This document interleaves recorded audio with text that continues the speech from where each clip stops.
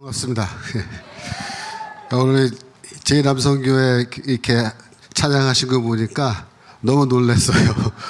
원래 한국교회는 여전도회가 다 만든 걸로 되어 있는데 정말 남성교회가 큰일을 한번 낼 것 같은 그런 느낌이 들었습니다.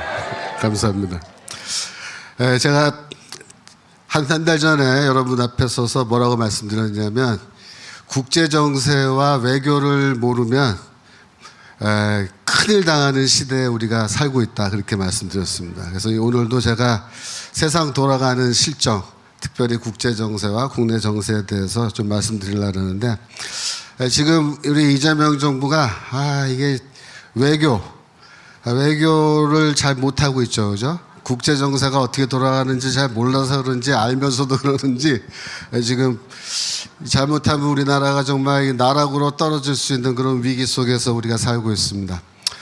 여러분들 언론에는 많이 보도가 되지 않았지만 아르메니아와 아제르바이잔이라는 나라 사이에 평화협정이 맺어진 일이 있는데 그게 조금 중요해서 오늘 말씀드리려고 합니다.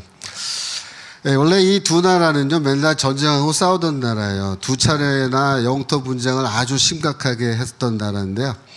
이 나라들은 흑해와 카스피해 사이에, 두 번째 거 보여주세요.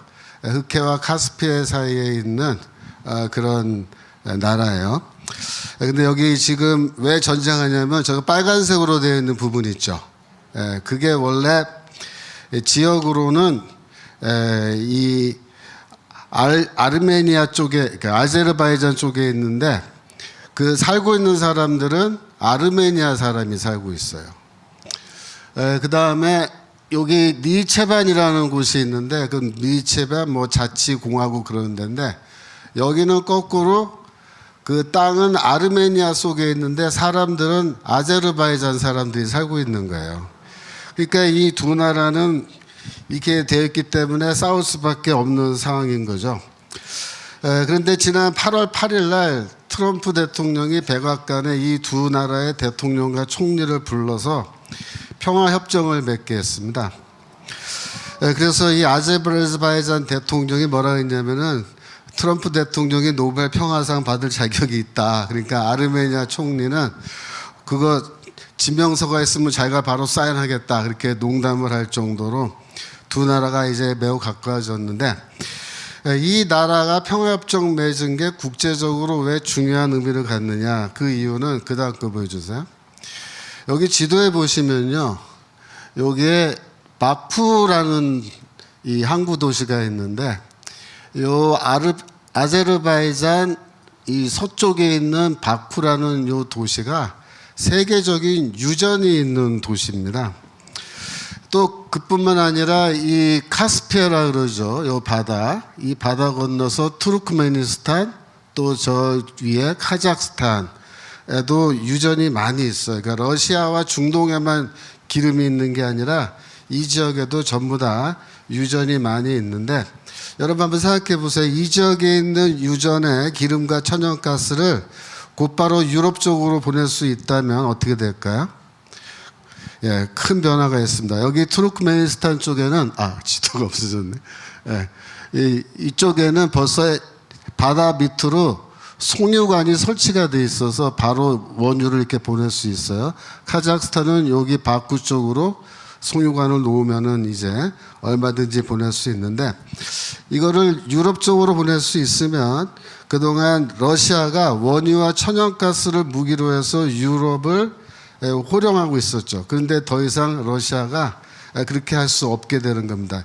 또 이란도 원유를 무기로 해서 서방 세계를 위협해 왔는데 이란도 힘이 다 빠져버리는 거예요. 왜냐하면 이 바쿠 유전이 바로 이란 위에 있는 거예요. 그런데 그동안에 이 두 나라가 죽어라고 전쟁을 했기 때문에 이쪽 지역을 통해서 송유관을 설치해서 유럽 쪽으로 기름을 보내는 게 쉽지 않았어요. 그래서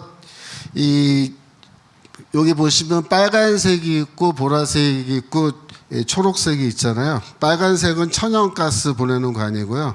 보라색하고 연두색은 원유를 보내는 이 가스관인데, 이게 지금 전부 이 조지아라는 나라를 통과해요. 근데 조지아는 러시아랑 친한 나라라서 그쪽으로 송유관이 지나가면은 러시아가 이제 압력을 행사해서 얼마든지 이 송유관을 잠가버릴 수도 있기 때문에 항상 불안한 거예요. 사실상 이거를 이 아제르바이잔 남쪽으로 해서 아르메니아 쪽으로 해서 이렇게 송유관을 빼내면은 길이도 훨씬 짧고 경제성이 있기 때문에 좋은데 이 두 나라가 그동안 전쟁하는 바람에 그쪽으로 송유관은 못 뺐는데 이번에 어떻게 트럼프 대통령이 이 두 나라 사이에 평화협정을 맺게 해서 여기에 새로 송유관이 지나게 된 겁니다. 그다음 거 보여주시면 그래서 이 지도를 확대해 보면 어떻게 되냐면은 바쿠에서 이 송유관이 지나가는데 이쪽으로 지나가게 하는데 여기에 보시면은 빨간색으로 되는 이 부분 있죠. 이게 바로 아르메니아랑 아제르바이잔 남부 국경이고 이란이랑 국경을 맞대고 있는 지역이에요.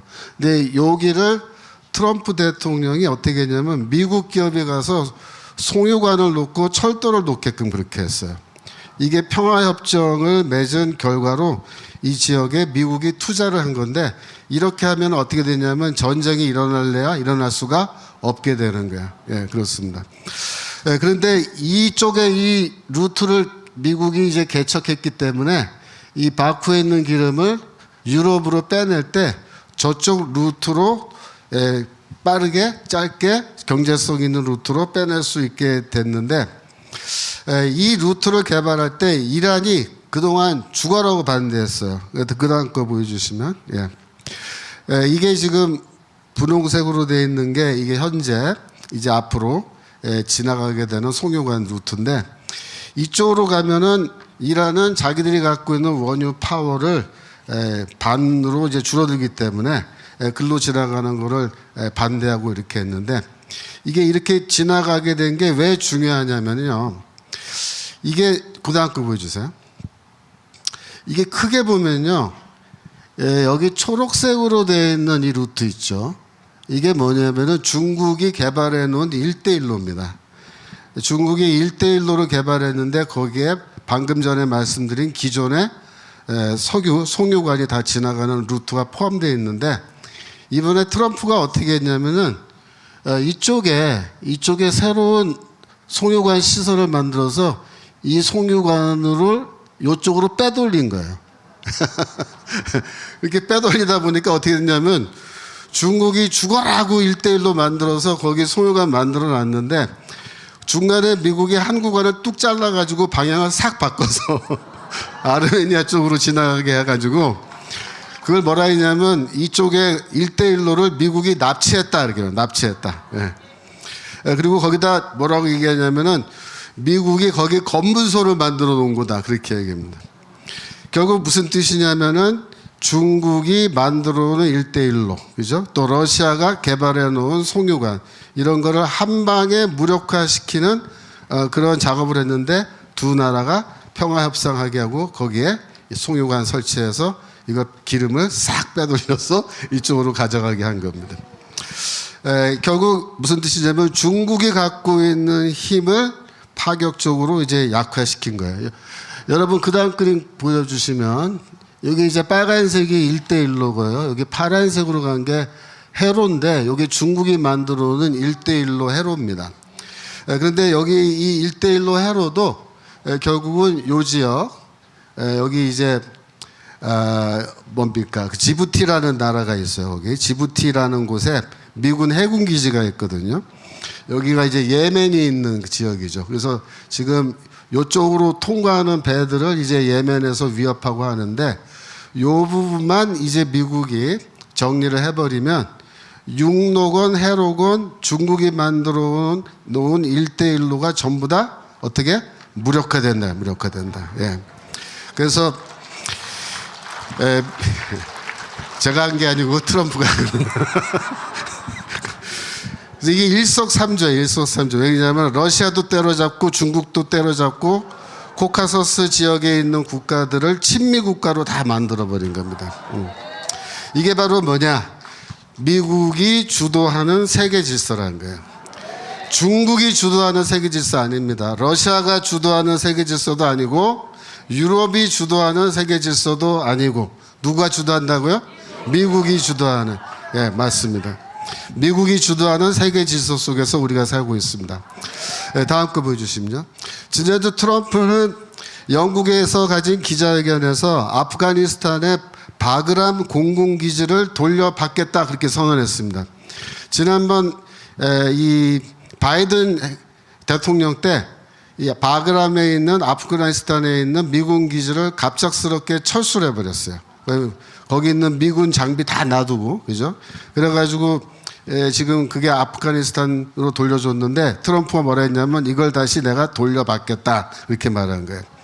왜 그렇게 하냐면 이 아프가니스탄 나라는 중국과 국경을 맞대고 있습니다. 그런데 이 공군기지에서 비행기가 뜨면요 1시간 안에 중국 국경 쪽으로 들어갈 수가 있어요. 근데 그 중국의 서쪽 끄트머리에 뭐가 있냐면은 중국의 핵시설들이 여기다 몰려 있어요. 왜냐면 중국은 서방 국가들랑 이제 대결해야 되니까 이 동쪽 해안가에 핵무기를 놔둘 수가 없잖아요. 그쪽에 인구도 많고 하니까. 그러니까 이제 핵무기를 전부 다 서쪽 그 사막 쪽으로 가서 거기서 숨겨놨는데 지금 트럼프는 이 바그람 기지를 미국이 되찾으면은 그러면은 여차하면은 지난번에 이란에서 그 핵시설 폭격했던 것처럼 미국이 마음만 먹으면 얼마든지 중국의 핵시설 다 무력화시킬 수도 있다. 그렇게 얘기하는 거예요. 두 번째는 아프가니스탄에 히토류가 있대, 히토류. 근데 그 미국이 히토류가 필요하기 때문에 그 히토류를 가지고 지금 협상을 진행 중이래요. 그래서 미국이 히토류를 개발해서 돈 주고 다 사갈 테니까 그 대신에 그 공군기지 내놔라. 그랬더니 아프가니스탄이 뭐라 했냐면 다른 나라한테는 못 주는데 미국하고는 협상 가능하다. 지금 그렇게 얘기하고 있어요. 그래서 미국은 지금 우리가 모르는 사이에 어떻게 중국과 러시아를 계속해서 포위망을 좁혀가고 있습니다. 지금은 중국의 뒤통수에 이제 칼을 탁 들이민 거예요. 9월 15일 날 트럼프 대통령은 미국 의회에 마약 유통과 불법 약물 주요 생산국에 대한 대통령의 결정이라고 하는 이런 문서를 보냈습니다. 여기에 23개의 국가가 마약 유통과 생산에 관련된 것으로 그렇게 나와 있어요. 그런데 이 23개의 국가와 트럼프는 어떻게 한다? 전쟁을 하겠다 그렇게 선포하고 있습니다. 그래서 이 문서에서 트럼프가 겨냥하고 있는 나라는 중국이에요. 이 문서에는 이런 말이 나옵니다. 중국이 중국이 펜타닐 중간 원료 최대 원산지라는 사실에 대한 증거는 차고 넘친다. 너무 오랫동안 중공은 멕시코 등에서 펜타닐이 생산되도록 만들어왔다. 첫째, 펜타닐 중간 원료 수출에 대한 보조금을 지급해왔고, 둘째, 중공 회사들이 카르텔에 중간 원료를 판매하는 것을 방관해왔다. 중공이 펜타닐 중간 원료의 유통을 막기 위해 구체적이며 효과적인 조치를 취하지 않기 때문에 중공에 대해 추가 관세 20%를 부과하는 대담한 조치를 취했다. 그 다음 거요. 또한 테무 등을 통한 저가의 자파 물품 소량 수입에 대한 면세 조치를 취소하는 대통령 행정명령을 내린 것도 중공 회사들이 이를 통해, 그러니까 테무 같은 걸 통해서 마약 물질을 보냈기 때문이다. 또 니타젠이라는 게 있는데 그게 펜타닐보다 훨씬 더 위험한 마약이래요. 그 다음에 메타암페타민, 우리가 말하는 히로뽕이죠. 이것들이 전 세계에 범람하는 상황을 초래한 핵심 공급 국가 역시 중공이다. 그렇게 말하고 있습니다. 요 다음 날 9월 16일 날 미국의 FBI의 수장인 캐시 파텔이 의회에서 증언을 했는데 금년에 압수한 펜타닐 양이 얼마냐면 1600kg입니다. 16톤입니다. 16톤. 펜타닐이라는 거는 요만큼만 그냥 냄새만 맡아도 사람이 그냥 목숨을 잃어버릴 수 있는 굉장히 강력한 독극물인데 그거를 16톤을 FBI가 금년도에만 압수를 했다라는 거예요. 어마어마한 거죠. 이 16톤이면 어떤 양이냐? 전체 미국 인구의 3분의 1, 그러니까 한 1억 5천만 명 정도를 죽일 수 있는 그런 분량의 마약을 압수했다는 겁니다. 여러분 베네수엘라 앞바다에서 미 해군이 뭐 마약 카르텔, 저 배들, 보트 이런 거 지나가는 거 막 폭격하고 하잖아요. 저거 왜 이렇게 하고 있는지 아세요? 바로 방금 전에 보여드린 그 문서 때문이에요. 트럼프 대통령이 이 23개 국가에 대해서 전쟁을 선포했는데 그중 하나가 베네수엘라인 거예요. 그래서 이 베네수엘라의 마두로 대통령 모가지에 현상금 붙어 있어요. 얼마인 줄 아세요? 5천만 불입니다. 5천만 불. 5천만 불. 누구든지 마두로만 때려잡으면 5천만 불 잡니다. 그러니까 미국이 원하는 건 뭐인 것 같아요? 베네수엘라에서 원하는 게 정권 교체입니다. 정권 교체. 미국은 베네수엘라의 정권 교체를 위해서 이렇게 하는데, 지금은 베네수엘라와 전쟁하고 있는 것처럼 보이지만 사실 이거 다 누구와의 전쟁이다? 중국과의 전쟁입니다. 중국. 마약 카르텔, 전 세계 마약 카르텔의 두목은 누구냐? 중국 공산당이다 이겁니다. 근데 중국 공산당은 중국 안에서는 이 마약 사범을 그냥 공개 처형하고 이렇게 해가지고 절대로 중국 국내에서는 마약을 유통하지 못하게 하면서도 전 세계적으로 뭐예요? 마약을 수출하고 있는 거예요. 수출하고. 이걸 뭐라 그래요? 초한전. 그죠? 영어로 unlimited warfare라 그러는데 지금 그렇게 하고 있는 거예요. 여러분, 우리나라 지난 4월 초에 강릉에서 노르웨이 국적의 배에서 코카인 2톤을 압수한 일이 있었습니다. 코카인 2톤이면은 어느 정도냐? 6,700만 명이 동시에 투약할 수 있는 그 정도의 분량인 거예요. 이 배가 출항한 곳이 어디냐면은 멕시코입니다. 멕시코가 바로 이 중공의 중간 원료를 받아서 코카인을 생산해내는 마약 카르텔, 마약을 제조하는 국가인데, 이 멕시코에서 출발한 배가 우리나라의 강릉에 들어왔는데 거기에 코카인 2톤이 실려 있었던 거예요. 그래서 그거를 이제 압수한 거는 동해 지방 해양경찰청이 이제 그 압수를 했는데, 뉴스에 신문 보니까 이 정보를 준 것은 누구다? 미국의 FBI다. 그러니까 미국이 우리나라를 지금 두루두루 지켜주고 있는 거예요. 미국 아니었으면 코케인 2톤이 우리나라 막 돌아다니고 이제 난리 나는 건데, 이거 다 미국 사람들이 다 FBI가 막아준 겁니다. 여러분, 그동안에 우리나라는 검찰에 마약 수사 전담팀이라는 게 있었어요. 그래서 그나마 이 검찰에서 마약 수사를 잘해가지고 그동안 우리나라가 마약 청정국이다 이런 얘기 많이 들었는데, 지금 뭐 검찰청 없었죠, 그죠? 검찰청 없어지고 마약 수사팀이고 뭐고 이거 이 활동 정지된 지 벌써 수년 됐습니다. 그래서 지금 현재 우리나라의 마약이라는 것이 굉장히 많이 퍼져 있고, 특별히 10대, 20대 사이에서 마약을 흡입하다가 이 적발돼서 잡힌 마약 사범의 숫자가 급속하게 지금 증가하고 있는 중이죠. 앞으로 큰 문제입니다. 두고 봐야 됩니다.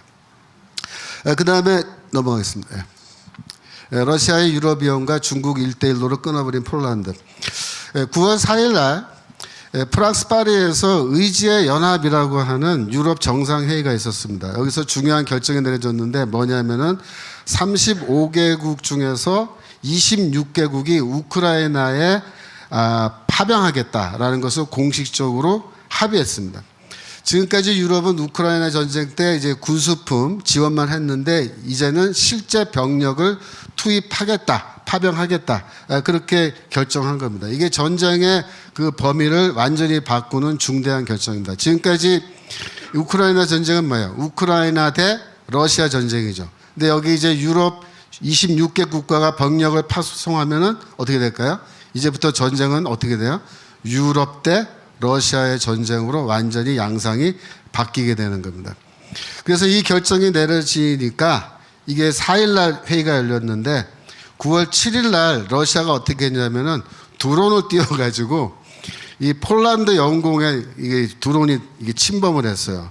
그래서 그날 19건의 거의 20건의 드론이 폴란드 쪽으로 막 날라와가지고 폴란드가 이 드론을 격추하고 막 그랬는데, 폴란드 외무부 장관이 뭐라 했냐면은 우리는 하룻밤에 러시아가 20번이나 실수로 우리 영공에 드론을 보냈다고 믿지 않는다 이렇게 말했습니다. 일부러 그렇게 한 거예요, 러시아가. 그래서 공중전이 7시간 동안이나 지속됐대요. 그래서 폴란드 공군에서 F-16 뭐 별의별 헬리콥터까지 다 출동해가지고 드론을 격추했는데, 네덜란드 공군까지 출동했답니다. 네덜란드 공군에서 F-35 전투기. 그 다음에 루마니아 영공에도 드론이 2대가 들어와가지고 거기도 F-16 2대가 출격해서 뭐 이렇게 대처하고. 그러니까 이제 유럽연합이 우크라이나에 병력을 파송하겠다 그렇게 결정하니까 러시아가 어떻게 한 거야? 그래? 너희가 정말로 그렇게 할 수 있겠어? 그런 거예요. 예? 이 드론도 너희 못 막으면서 너희가 무슨 우리랑 전쟁을 해? 이 바보 같은 놈들아. 그러면서 놀리는 뜻으로 드론을 보낸 거죠. 러시아는 비웃고 있는 거예요. 그러니까 폴란드 정부가 어떻게 했냐면은 그 드론 침범 사건이 일어나고 난 다음에 11일 자정부터 동부 국경을 폐쇄했습니다. 동부 국경이 뭐냐면 폴란드하고 벨라루스 국경을 말한 건데, 이 폴란드 벨라루스 국경을 지나서 뭐가 들어오냐면 철도가 들어오는데, 그 철도가 뭐예요? 바로 중국의 1대1로 철도예요. 1대1로 철도가 원래 벨라루스 통해서 폴란드 거쳐서 독일로 들어간다면, 여기 나온 거 보이죠? 이게 철도인데 벨라루스 폴란드 지나서 독일로 들어간다면 이게. 근데 폴란드에서 그래? 그러면 우리 국경 막아. 이제부터 철도 못 들어온다. 딱 막은 거예요. 근데 이상하죠? 러시아랑 유럽이 갈등을 맺고 있는데 유럽은 왜 중국의 1대1로 철도를 탁 막아버리죠? 유럽은 중국과 러시아가 한 팀이라고 보는 겁니다. 한 팀. 그래서 러시아한테 엿먹으라. 그게 뭐냐면 러시아, 중국 너희들 한번 엿먹어봐라. 그러면서 폴란드에서 딱 육로 수송 루트를 딱 막아버린 거예요. 이 루트가 2024년도 기준에서 얼마만큼의 교역이 있었냐면은 41조. 우리나라 돈으로 41조. 250억 7천만 유로 상당의 상품이 1년 동안 이 루트를 통해서 교역했는데 이게 딱 막힌 거예요. 그러니까 유럽은 뭐라고 얘기한 거예요? 러시아하고 중국 할 때. 우리 우습게 봤어 너희가? 그래 일단 옆부터 먹고 시작하자. 우리 할 수 있어. 우리 우습게 보지 마. 한판 해보자는 거지. 그래 한판 해보자. 그래서 지금 분위기가 상당히 심각해진 겁니다. 그러니까 유럽 쪽이 러시아하고 지금 잘하면 어떻게 됩니까? 거의 3차 세계대전, 그죠? 유럽 전체가 러시아와 한판 붙으면 3차 대전이죠. 3차 대전이 일어날 수도 있다. 그런 상황입니다. 세 번째로 중국 내부 정세입니다. 그 다음 거요. 중국 시진핑은 지금 현재 필사적으로 버티려고 노력하고 있는데 이미 권력의 추는 이 장류샤와 그와 함께하는 사람들에게로 넘어간 것처럼 보여요. 원래 시진핑은 11월 달에 북경에서 트럼프와 미중 정상회담을 하고 싶어 했습니다. 그래서 계속해서 트럼프를 초청하고 그렇게 했는데 왜 그렇게 했냐면 10월 말에 중국에서 공산당 3중전회라는 게 열려요. 거기서 시진핑의 운명이 결정됩니다. 아마도 여차하면은 그때 이제 권좌에서 밀려날 가능성이 큰데 그걸 시진핑은 막고 싶죠. 그래서 어떻게 하냐면은 트럼프를 불러서 11월 달에 거기서 정상회담을 함으로 자신이 건재하다는 것을 온 세계에 과시하고 싶은 거예요. 그런데 미국이 어떻게 했을까요? 거절했습니다. 거절했습니다. 우리 중국 안 간다 그런 거예요. 그래서 성사된 게 뭐냐면은 10월 31일, 11월 1일 이틀 동안에 우리나라 경주에서 열리는 에이펙에서 트럼프와 시진핑이 만난다. 다들 얘기 들으셨죠? 그때 뭐 미중 정상회담 한다 그러는데 그거는요 실제적인 정상회담 아니에요. 원래 미중 정상회담 하려면은 워싱턴이나 북경에서 해야 되고요. 한 2박 3일 해야 돼요. 근데 이거는 그냥 경주에서 잠깐 그냥 얼굴 보고 하이 하고 끝나는 거예요. 실제적으로 정상회담도 아니고 상징성도 없습니다. 그러니까 트럼프는 뭐라 그런 거예요? 내가 왜 네 들러리 서줘야 되냐? 내가 왜 네 들러리 서냐? 안 간다.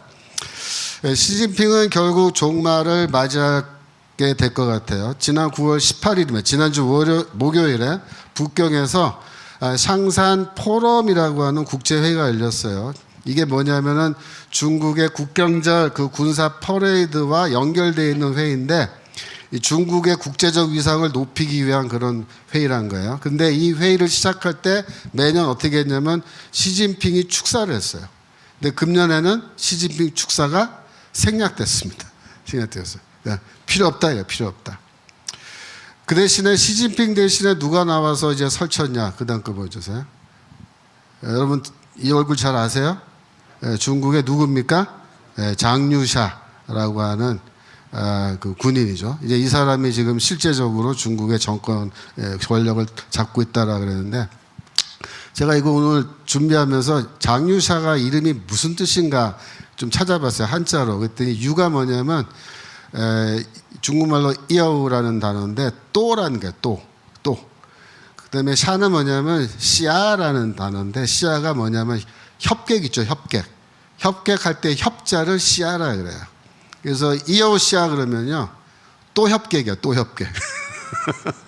장또 협객.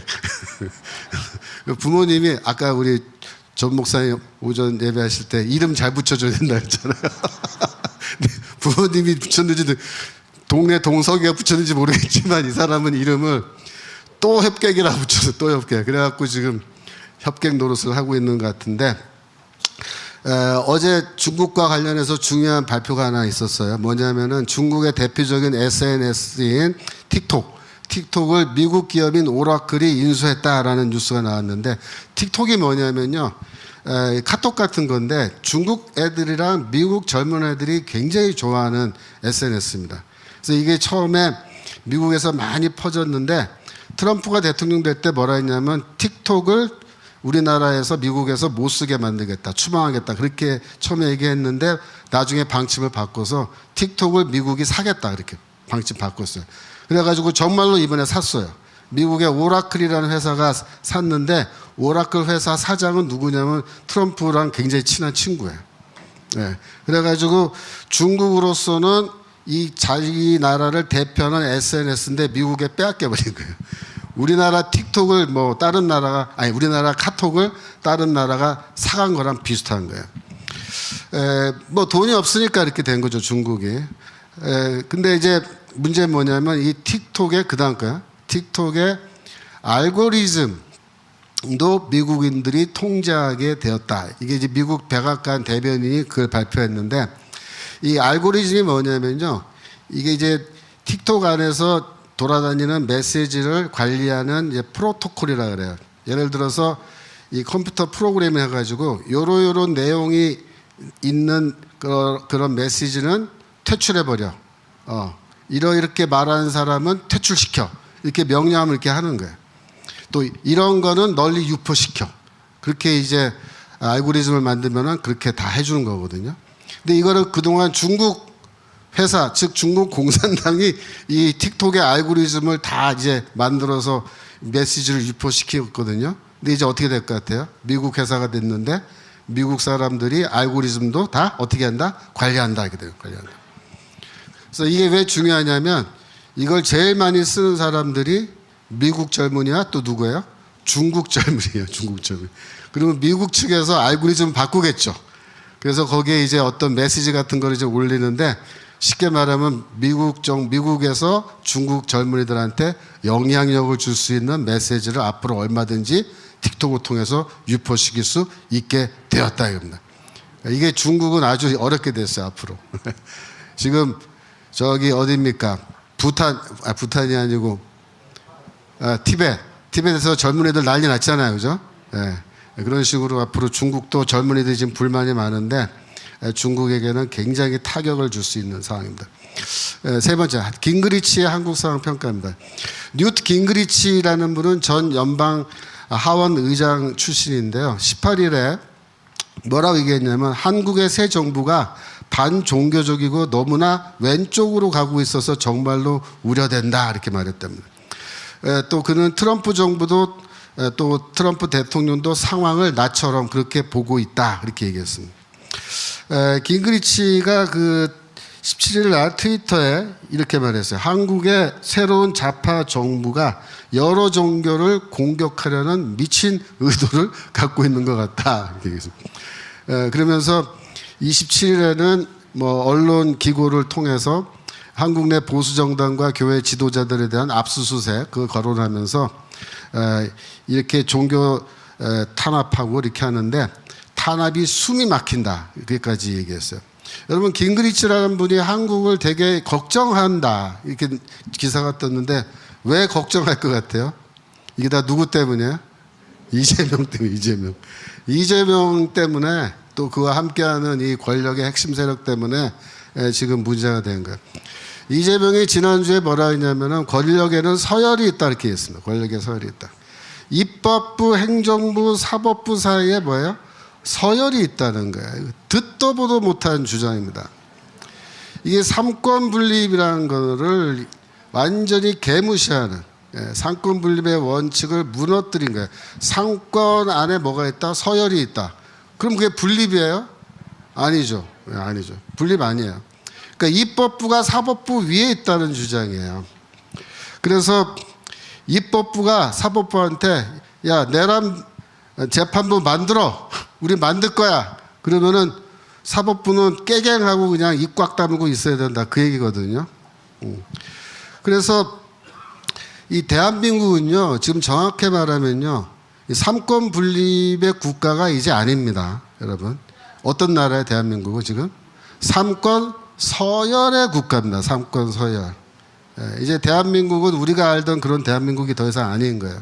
그러니까 민주당이 입법부와 행정부를 장악하고 나서 이제 마지막으로 사법부를 완전히 무릎 꿇리는 거예요. 무릎 꿇려. 야, 무릎 꿇어. 그래. 무릎 꿇어. 그러면 어떻게 돼요? 사법부의 독립성은 완전히 이제 무너진 거죠. 이게 뭐냐면 이게 체제가 바뀐 겁니다. 우리가 체제 전쟁이란 말을 했는데 실제로 우리나라에서는 지난주에 뭐가 체제가 바뀌는 그런 방향으로 이제 가기 시작한 겁니다. 그럼 어떤 체제로 지금 바뀐 것 같아요? 여러분 보시기엔 바로 인민민주주의 이런 거를 인민민주주의라 그래요. 그러니까 일당 독재를 하면서 사법부고 입법부고 행정부고 다 줄 세우고 서열이 있고 콱 틀어지고 마음대로 막 이게 하는 나라는 세계에 딱 두 나라밖에 없는 거예요. 어느 나라 어느 나라? 중국하고 북한. 그렇죠. 맞습니다.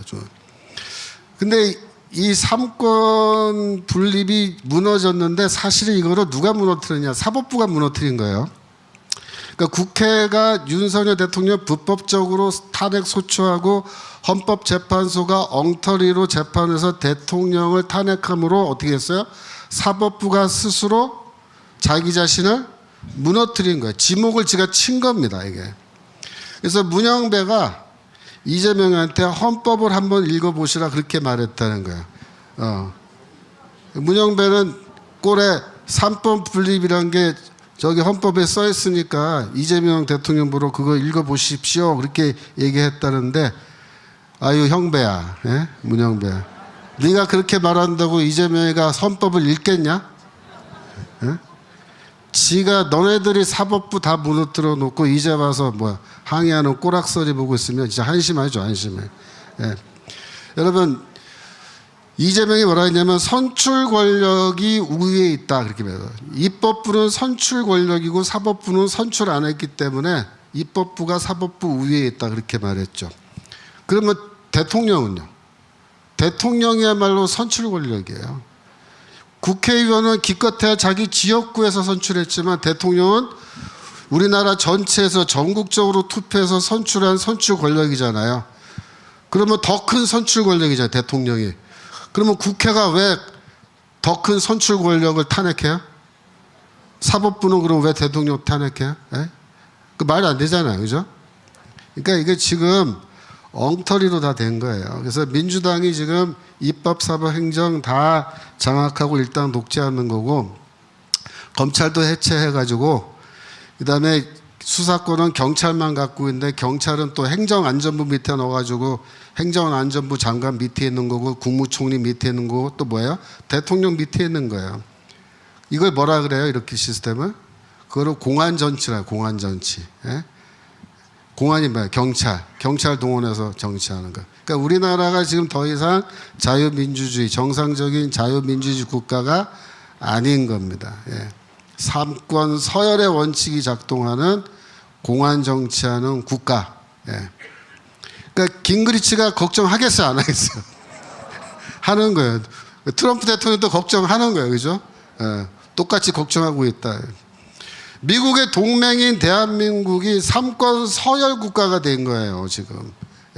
여러분 욥기 9장 24절 아까 읽었는데 시작. 세상이 악인의 손에 넘어갔고 재판관의 얼굴도 가려졌나니 그렇게 대하니가 그간이시면 누구냐. 이 왕권이 악인의 손에 넘어갔다 이거예요. 악인의 손에. 근데 그 다음에 뭐냐면 이 사법권이에요. 사법권. 재판관들이 사법 정의를 세우는 그런 판결을 해야 되는데 그들의 얼굴도 뭐야? 수건으로 가려졌다. 장님처럼 되었다. 그죠?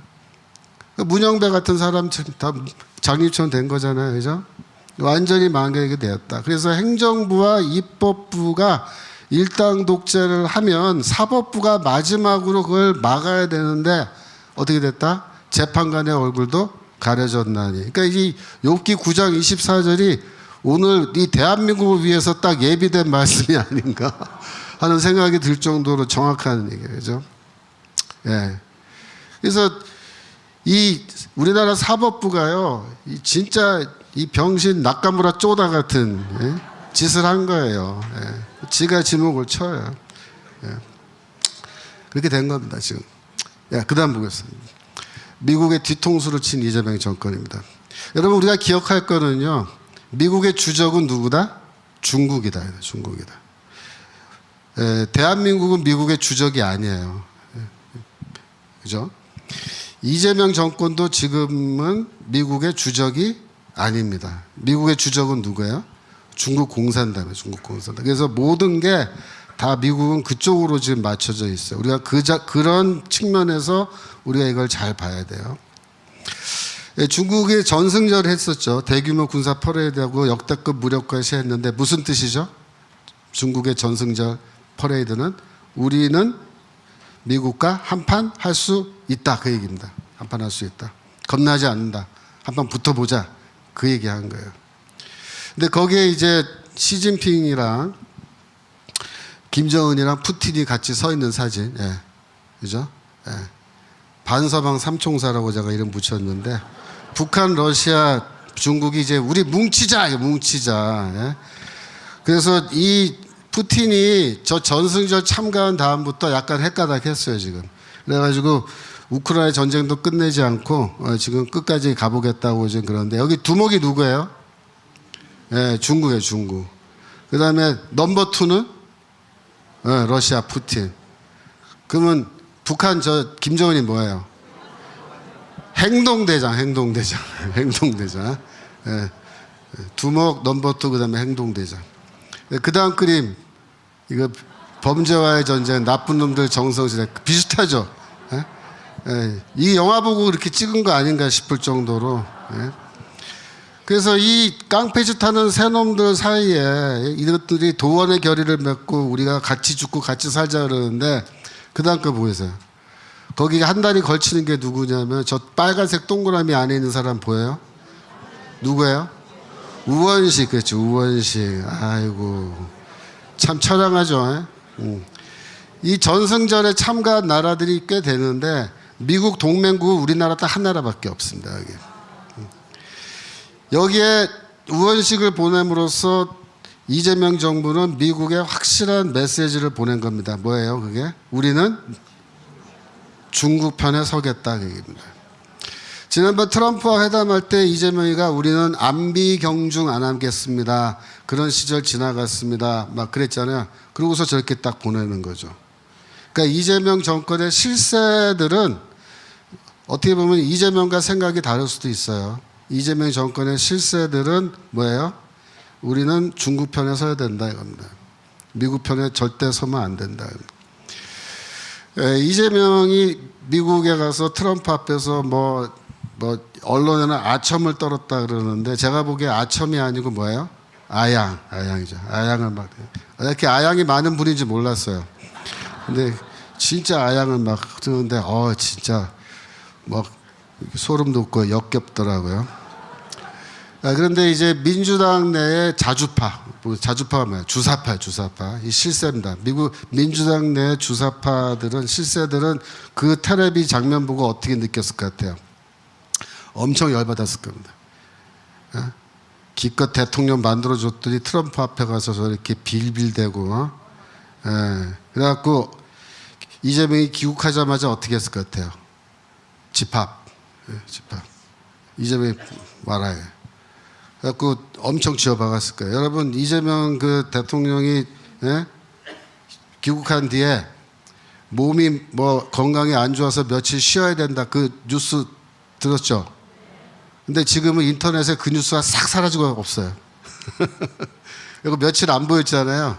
그때 어떻게 됐을 것 같아요? 근데 불려갔어요. 실세들한테 불려가서 되게 야단맞았어요. 결국 이제 이재명이가 미국에 3,500억 불 주겠다고 한 거 지금 못 주겠다고 지금 번복했잖아요. 근데 그 3,500억 불이 미국이 처음부터 대한민국에 달라 그런 거예요. 여러분 그거 절대 오해하시면 안 돼요. 제가 그거를 이번에 쭉 조사를 다 해봤고 찾아봤는데 그 어떤 기사에도 미국이 먼저 3,500불 갖고 와라고 말한 그런 기사가 없어요. 없어요. 어떻게 된 거냐면요. 한국의 김정관 산업통상부 장관 여한구 통상교섭본부장이 7월 24일, 25일에 워싱턴으로 날아가서 러트닉 미국 상무장관을 만났어요. 근데 그 다음날 러트닉 장관이 트럼프랑 같이 영국으로 가버린 거예요. 영국의 그 EU 대표들과 회담이 있어서. 그러니까 이 두 양반이 비행기를 타고 쫓아간 거예요. 그래서 스코틀랜드까지 쫓아가서 밤늦게 이제 만났는데 그거를 저 러트닉 장관이 기자들한테 다 얘기해 버렸어요. 대한민국이 지금 똥줄이 타가지고 비행기 타고 스코틀랜드까지 나 쫓아와서 우리 저녁 먹고 났는데 그때 만나자고 난리쳐서 우리가 만나줬다 그 얘기를 하는 거예요. 그때 당시에 일본과 유럽이 관세 협상 타결했기 때문에 한국 대표단이 좀 마음이 급했을 거예요. 그리고 또 이재명이 트럼프하고 만나게 해야 된다라는 그런 압박감 때문에 이 협상을 하는데 제대로 협상을 못하고 그냥 질질 끌려가 다닌 것 같아요. 근데 그때 러트닉 장관이 뭐라 그랬냐면은 너희가 최고의 협상안을 갖고 오라 그렇게 얘기했다는 겁니다. 협상안을 갖고 오라 그랬지 얼마 갖고 오라 이렇게 말한 적이 없다는 거예요. 그러니까 3,500억 달러 미국에 투자하겠다는 거는 한국 측의 제안이었던 걸로 볼 수밖에 없는 거예요. 왜냐하면 그 다음날 7월 31일에 갑자기 신문에 미국과 관세 협상이 타결됐는데 3,500억 달러 미국에 투자하고 그 대신에 관세 15% 낮춘다라고 발표가 나온 거예요. 그런데 그때 이재명 대통령도 자신의 SNS에 뭐라고 얘기했냐면은 관세 협상이 타결됐는데 오직 국익만을 최우선에 두고 협상에 임했다 이렇게 말해요. 그 다음에 이게 대통령실의 얘기예요. 대통령실에서는 이재명이가 협상을 실시간으로 챙겼다 이렇게 말해요. 이게 신문기사에 다 나와 있습니다. 몰랐다 그런 거 아니에요. 자기가 실시간 다 챙겼고 대통령이 그래서 3,500불 주고 15% 낮추는 거에 이미 다 합의했다. 그죠?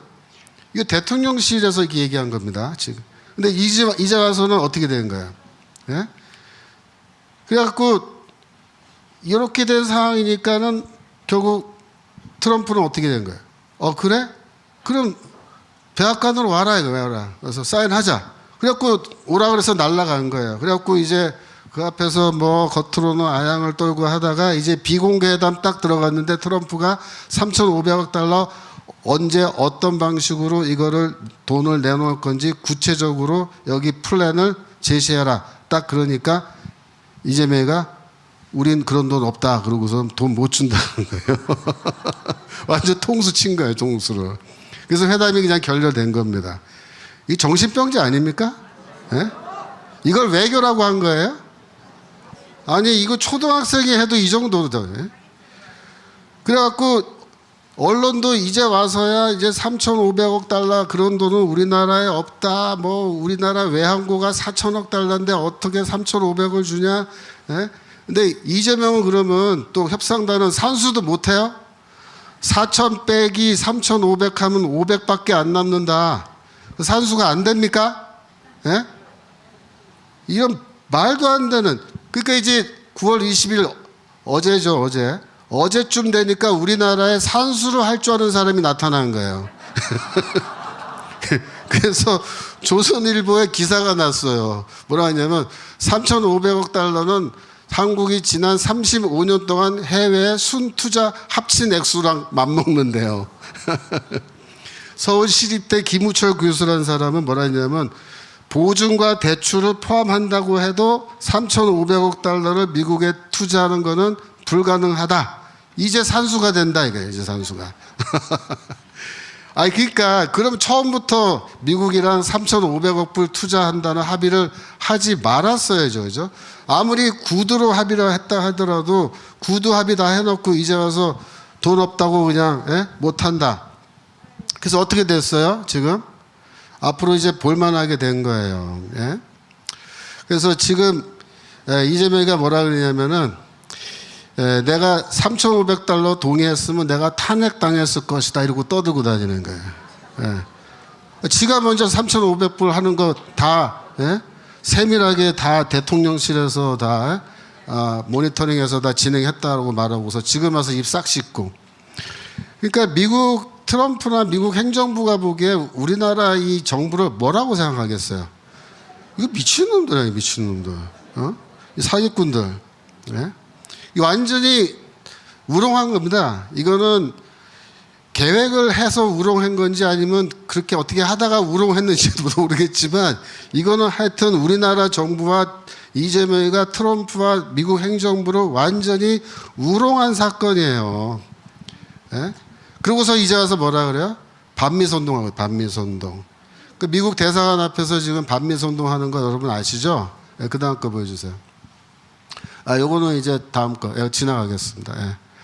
그래서 여기 보시면요, 미 대사관 앞에 가서 뭐 양키 구호는 기본이고 저 오른쪽 아래 그림은 뭐냐면은 트럼프 대통령 얼굴이 그려져 있는 그림을 찍고 있는 거예요. 예. 이재명 대통령이 원래 그 찍는 쪽으로는 전문가잖아요.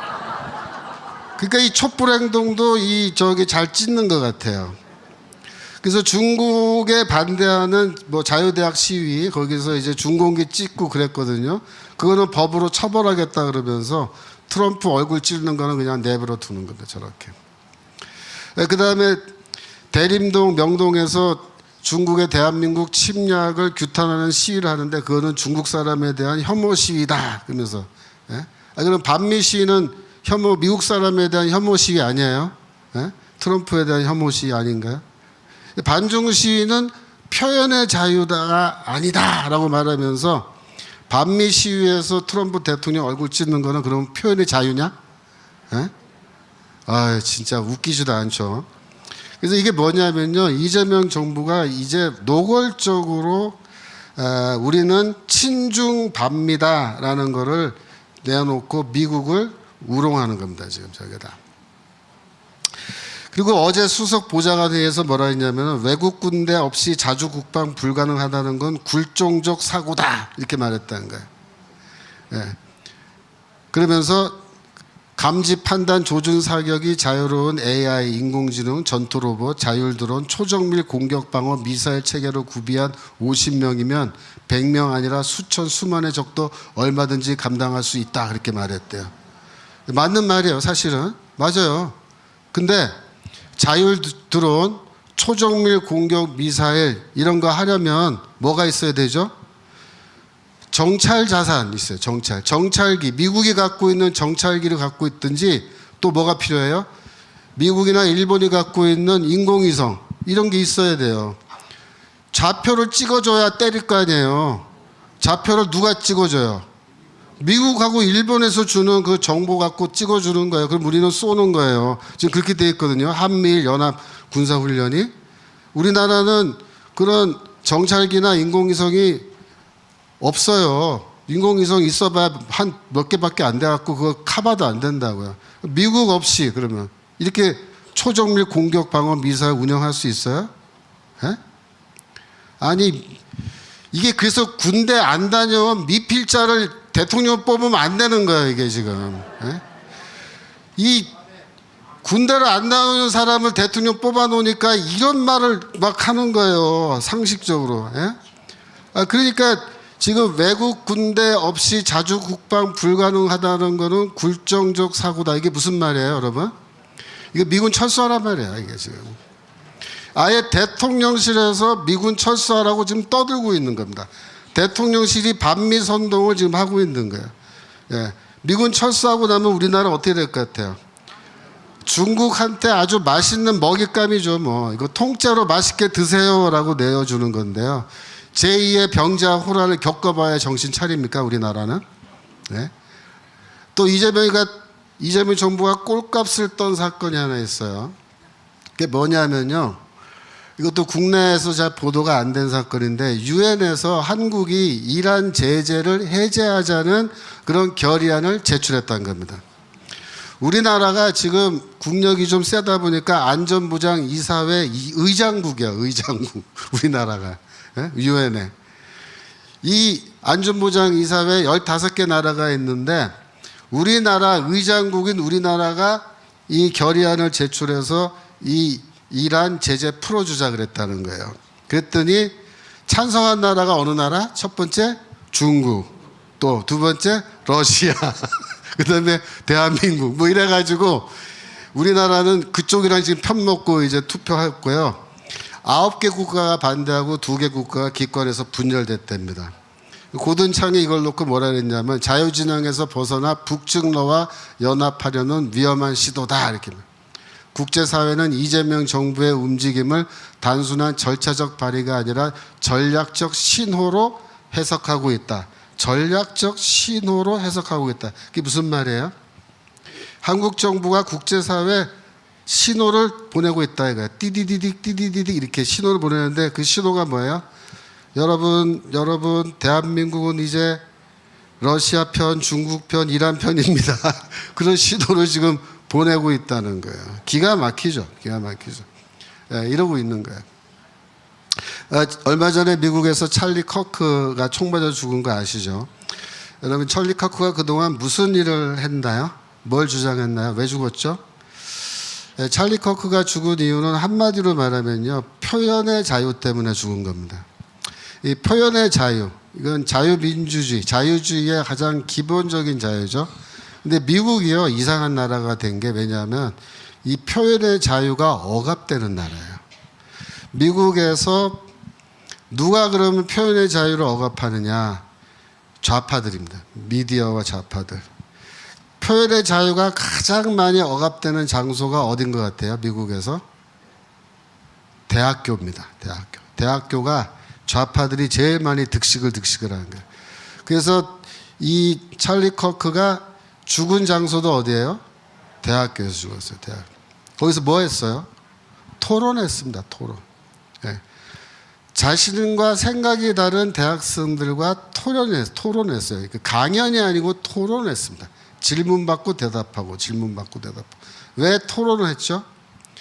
미국 대학이 표현의 자유가 억압되는 바로 그런 장소였기 때문에 그 표현의 자유를 되찾아오기 위해서 의도적으로 대학을 찾아다니면서 토론을 한 거예요. 근데 그거를 총을 쏴서 죽여버렸습니다. 이 찰리 커크가 그동안 한 일은 터닝 포인트 USA라는 이 기관을 만들었다 그러잖아요. 근데 여기서 한 일이 뭐냐면 미국 전국에 3,500개 이상의 고등학교와 대학교의 터닝 포인트 USA 조직을 구축했습니다. 그래서 미국에서 가장 빠르게 성장하는 보수 청년 운동 단체가 된 거예요. 두 번째로 이 찰리 커크가 저술 활동을 했습니다. 근데 이 책 이름이 재밌어요. 여러분 보세요. 첫 번째 책이 캠퍼스 배틀필드, 캠퍼스 전쟁터. 그 대학 캠퍼스가 전쟁터라는 거예요. 좌우파가 맞서 싸우고. 물론 이제 마가 독트린이라는 유명한 책도 썼죠. 근데 그 다음 책이 또 재밌어요. The College Scam이라고 그랬는데요. 이 부제가 뭐라고 되어 있냐면 조그만 글씨로 돼서 잘 안 보이는데 How America's Universities are Bankrupting. 어떻게 미국의 대학들이 파산을 시키고 또 Brainwashing Away the Future of America's Youth. 미국의 젊은이들의 미래를 어떻게 파산시키고 어떻게 세뇌시켜서 망가뜨리고 있는지를 폭로하는 책입니다. 이 책이. 그래서 미국 대학을 고발하는 책이에요. 이런 책을 썼습니다. 그 다음에 넘기시면 그래서 이런 일을 했는데 이 찰리 커크가 진정한 의미에서의 이 자유주의 정치가였거든요. 이 캠퍼스에서 이제 이런 일들 쭉 했는데 이 찰리 커크를 죽인 이 타일러 라빈슨이라는 사람은 어떤 사람이냐면요. 굉장히 이제 쉽게 말하면 외톨이면서 좌파 이념에 이제 중독이 된 상태였는데 왜 이렇게 됐냐면 미국의 미디어가 계속해서 뭐라 했냐면요. 찰리 커크는 극우다 이렇게 극우다. 파라이트다. 혹은 얼트라 라이트다. 그래서 찰리 커크는 극우다 이렇게 얘기하니까 그 다음에 어떻게 또 얘기되냐면 두 번째는 찰리 커크는 뭐다? 파시스트다. 파시스트다. 그러니까 표현의 자유를 주장하는 자유주의 정치가를 극우몰이를 하고 파시스트라고 언론이 공격하고 그 다음에 좌파 유튜버들이 공격을 했어요. 그래갖고 그게 계속되다 보니까 어디까지 갔냐면요. 그 다음에는 찰리 커크는 나치다. 이렇게 된 거예요. 그 다음에 찰리 커크는 히틀러다. 그러니까 찰리 커크가 갑자기 히틀러가 됐는데 이런 타일러 라빈슨 같은 사람은 그걸 정말로 믿는 거예요. 그러면 히틀러는 어떻게 돼요? 그 보네퍼 목사가 그랬잖아요. 저 미친놈에게 운전대를 맡길 수 없다. 내가 히틀러 죽이겠다 그랬잖아요. 똑같이 된 거예요. 얘가. 찰리 커크가 히틀러야? 그럼 내가 죽여야지. 내가 찰리 커크를 죽이는 건 인류에 대한 나의 엄청난 공헌이야. 이렇게 생각한 겁니다. 그래가지고 그냥 쏴 죽인 거예요. 그래서 여러분 사실은요. 타일러 라빈슨도 피해자입니다. 어떤 피해자요? 엉터리 언론, 엉터리 좌파 유튜버들이 극우몰이라 하죠. 극우몰이를 극단적으로 해서 파시스트 나치라고 히틀러 같은 사람이라고 그렇게 거짓된 주장을 막 해대니까 그 말에 속아 넘어간 사람이 정말로 총으로 쏴 죽인 겁니다. 근데 이 찰리 커크가 죽었는데 죽자마자 그 SNS에 이 찰리 커크의 죽음을 환영하면서 그것을 셀러브레이트 축하하는 그런 SNS가 막 올라왔다는 거죠. 그런데 미국 사회에서 어떤 일이 벌어졌냐면 그런 글을 써서 올라온 그런 사람들을 전부 다 학교나 직장이나 이런 데서 다 해고시켜버리는 운동이 지금 벌어지고 있는 거예요. 예, 그래갖고 수만 명의 사람들이 지금 직장에서 잘렸어요. 뭐 항공사 직원들도 잘리고 학교 교사들도 잘리고 유명 방송국 MC도 잘리고 방송 중단되고 쫓겨나고요. 지금 난리가 났어요. 근데 이게 정부에서 주도하는 게 아니고 민간 차원에서 자발적으로 일어나는 겁니다. 예. 그래가지고 뭐라고 얘기냐면 표현의 자유를 주장하던 사람이 이렇게 죽었는데 그러면 너희들이 이 사람의 죽음을 비웃는 것도 그런 표현의 자유냐? 그건 아니라는 거예요. 왜냐하면은 그 총으로 쏴서 죽인 사람을 칭찬하고 이렇게 셀러브레이트 하는 건 뭐냐면은 폭력을 조장하는 얘기다. 그거는 절대로 표현의 자유를 볼 수 없다. 그래가지고 그런 사람들 전부 다 지금 처벌하고 그 다음에 어떤 현상이 벌어졌냐면 민주당 당원들이 탈당을 해요. 그래서 공화당에 가입합니다. 그래서 이 미국 시민들이 그동안 민주당 지지하는 사람들이 이번에 완전 민주당의 환멸을 느끼고 탈당해서 공화당에 가입하는데 사실 이 찰리 커크가 어떤 사람이었냐면요. 지금 트럼프 대통령이 임기가 끝나면 그 다음번 공화당 대통령 후보는 누구예요? 지금 부통령 하고 있는 J.D. 벤스예요. J.D. 벤스가 부통령으로서 이제 그 다음 공화당 대통령 후보 나가는데 한 2텀 정도를 할 수 있다고 봐요. 그러면 J.D. 벤스가 임기 끝나면 그 다음에 누가 대통령 후보 나갈 거냐 그럴 때 찰리 커크가 나간다 그랬어요. 31살, 41살 그렇거든요. 그래서 이 두 사람이 굉장히 그래서 앞으로 공화당, 미국 보수 세력들이 관심 갖고 보고 있던 사람이었는데 그걸 총으로 쏴 죽인 거예요. 그래서 지금 이 전 세계적으로 큰 변화가 일어나고 있습니다. 문화적으로, 정치적으로 미국은 지금 굉장히 큰 변화가 일어나고 있는데 특별히 젊은 세대, MZ세대라고 하죠. MZ세대들이 보수화되고 있습니다. 네. 그리고 영국에서도 지금 엄청난 규모의 시위가 일어나고 있죠. 여러분 아세요? 영국에서 벌어지고 있는 시위. 그림 사진 좀 보여주시면 9월 14일입니다. 한 주 전쯤 되죠. 런던의 애국 집회입니다. 애국 집회가 열렸는데 여러분 내가 애국 집회라고 말을 한 거는요. 영어로 신문에 패트리엇 랠리라고 정말 이렇게 나온 거예요. 패트리엇이 뭐예요? 애국자 랠리 집회. 애국자 집회입니다. 근데 이게 영국 역사상 가장 많은 사람들이 모이는 대규모 집회인데 그 사진 몇 개 더 보여주세요. 그 다음 거. 전부 다 보이죠? 영국 국기 들고 나왔죠. 그죠? 그 다음 거 보이시면. 지금 뭐 영국 시내가 전체가 완전히 시위대로 덮여버릴 정도로 그런 큰 집회가 열렸는데 이 집회의 이름이 뭐냐면요. Festival of Free Speech. Festival of Free Speech예요. 그러니까 프리 스피치가 뭐냐면 우리말로 하면 표현의 자유, 표현의 자유. 표현의 자유 축제입니다. 영국이라는 나라도 미국처럼 이 표현을 하면요. 전부 다 뭐 법적으로 처벌하고 극우라 그러고 막 그러니까 그동안 하고 싶은 말을 못 하던 사람들이 지금 참다 못해서 저렇게 거리에 쏟아져 나온 거예요. 그런데 여러분 보시면 알겠지만 우리랑 좀 비슷한 점이 많아요. 그죠? 애국 집회. 우리도 애국 집회잖아요. 그죠? 광화문 집회. 그 다음에 두 번째, 영국 국기를 들고 나왔어요. 우리는 뭐야? 태극기. 영국은 유니언 잭이라고 하는 저 국기.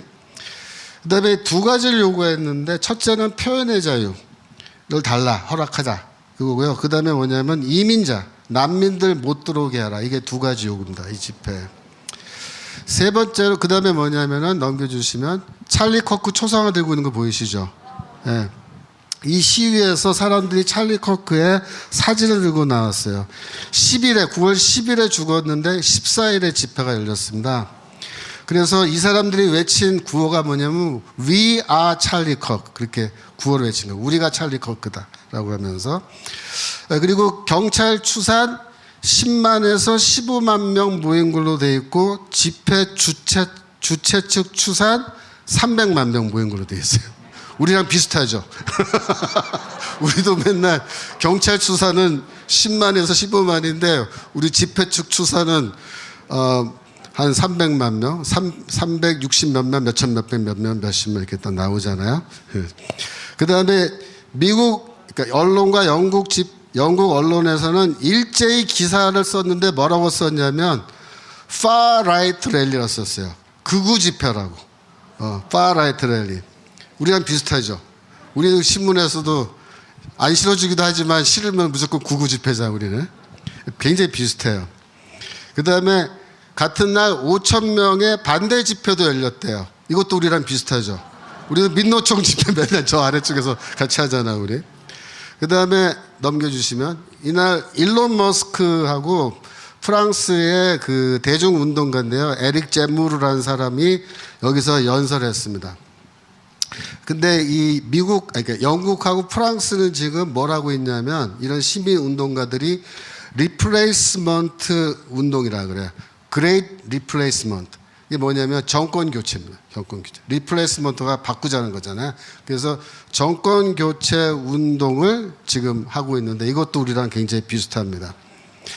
그래서 이날 집회를 인도한 사람이 타미 라빈슨이라는 저 영국 사람인데 굉장히 그 열정적으로 지금 저 집회를 잘 하고 있어요. 그래서 이건 뭐냐면요. 전 세계적으로 지금 어떤 현상이 벌어지고 있냐면은 첫 번째로 국민혁명이 진행되고 있습니다. 미국에서는 정신혁명인데 문화혁명인데 이게 지금 정치혁명 쪽으로 가고 있어요. 어차피 미국은 이미 정권이 바뀌어져 있기 때문에 뭐 정권 교체는 일어나지 않겠습니다만 문화적인 이런 청소가 일어나고 있는 거예요. 그다음에 영국에서는 지금 이런 정신혁명과 정치혁명이 일어나는데 영국의 저 시위는 매우 명확하게 우리는 트럼프와 미국과 함께한다라는 그런 운동으로 지금 나오고 있습니다. 지금 뭐 아시다시피 네팔, 인도네시아, 뭐 방글라데시 이런 데서도 지금 많은 시위가 일어나는데 전부 다 친중 정부죠, 그죠? 두 번째 특징은 중국의 영향력에서부터 벗어나는 아주 그런 좌파 정부, 친중 정부로부터 벗어나려는 그런 운동인데 전 세계적으로 이런 운동이 벌어지고 우리만 하고 있는 게 아니고 그죠? 예, 여러 곳에서 지금 동시다발적으로 세계는 같은 방향으로 지금 변화하고 있습니다. 그래서 우리가 확신을 가지고 신념을 가지고 우리가 믿음을 가지고 이 싸움에 나가야 됩니다. 예, 욥기 9장 24절 세상이 악인의 손에 넘어갔고 재판관의 얼굴도 가려졌나니 그렇게 대개한 이가 그가 아니시면 누구냐. 여기에서 그는 누구냐면 하나님이세요. 하나님이 그렇게 하셨다는 거예요. 그러나 하나님께서 또 마음만 먹으시면 어떻게 하신다? 이 세상을 악인의 손에서 빼앗아서 선인의 손에 넘겨주시고 재판관들의 얼굴이 가려져 있는데 그 얼굴에 가려진 수건을 다 벗겨주신다. 그래서 하나님께서 우리를 도와주시고 우리가 믿음을 가지고 이 싸움을 싸워나가면 물론 하루아침에 이 싸움이 끝나서 승리하지는 않습니다. 하지만 우리가 인내심을 가지고 끝까지 싸우면은 반드시 우리가 승리할 줄로 믿습니다. 우리가 이 시간에 통성으로 함께 기도하겠습니다.